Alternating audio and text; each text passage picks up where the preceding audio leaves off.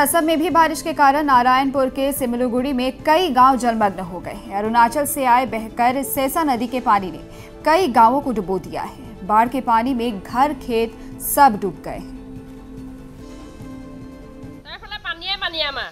एक नং सेसा पानी गाँव एटा पानिये पानी ए सेसा पानी गाँव नामটো हार्थक কৈছে মানে নদীখনে আহি एक नং सेसा पानी गाँव एटा जलमग्न एटा মানে যোৱা এসপ্তাহ আগতে মাথাউৰিটো ভাঙি সেছা নদী মাথাউৰিটো ভাঙি আমাৰ এক নং সেছা গাঁৱৰ ফালে ঢাল ললে নদীখনে এতিয়া বৰষুণ টোপাল পৰাৰ লগে লগে নদী পানীয়ে আমাৰ চোতাল ঘৰ ভৰপুৰ হয়।